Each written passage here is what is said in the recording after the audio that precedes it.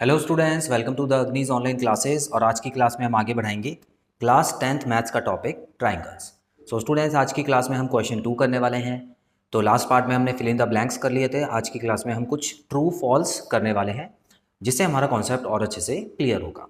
तो आइए स्टूडेंट्स देखते हैं सबसे पहले पॉइंट में क्या दिया हुआ है। Any two similar figures are congruent. तो यहाँ पे बोला है स्टूडेंट्स, क्या सभी तरीके के जो सिमिलर फिगर्स हैं वो कॉन्ग्रेंट होते हैं? तो हमेशा याद रखिएगा स्टूडेंट्स, इसका आंसर फॉल्स ही होगा। इतना आपको भी पता लग गया होगा। कैसे? देखिए स्टूडेंट्स, सिमिलर फिगर्स में शेप तो सेम होती है, लेकिन साइज सेम होना ज़रूरी नहीं है। जैसे हमने पढ़ा है कि ये दो सर्कल्स हैं जिनके रेडियस अलग अलग है, इनकी शेप तो सेम है, मतलब दोनों सर्कल हैं, लेकिन इनके साइज़ अलग अलग है। तो स्टूडेंट्स, ये सिमिलर तो हैं लेकिन कॉन्ग्रेंट नहीं है।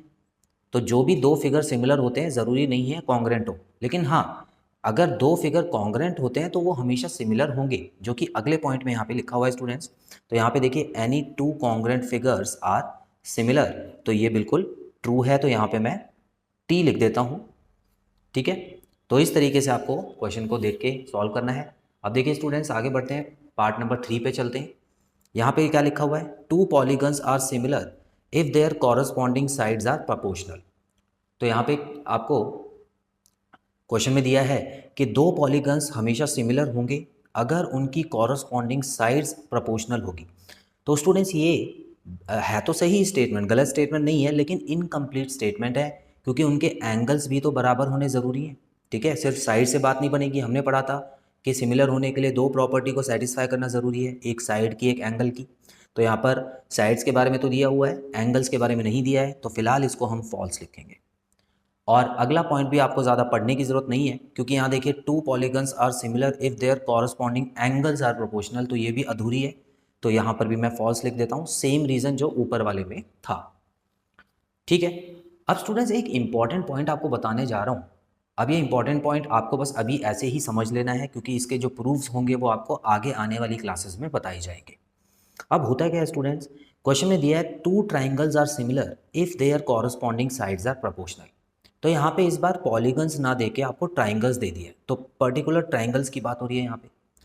और ये भी दिया हुआ है कि सिर्फ साइड्स अगर इसकी प्रोपोर्शनल में है तो क्या ये सिमिलर होंगे।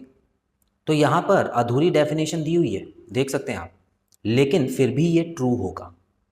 तो ट्राइंगल एक ऐसा पॉलीगन है स्टूडेंट्स जिसके केस में अलग अलग प्रॉपर्टीज़ काम करेंगी, जो कि आप आगे आने वाली क्लासेस में देखेंगे। ठीक है, तो इसको आप फॉल्स मत कर देना इनकम्प्लीट समझ के, क्योंकि इसमें आइदर और का केस चलता है दोनों ही प्रॉपर्टीज़ में।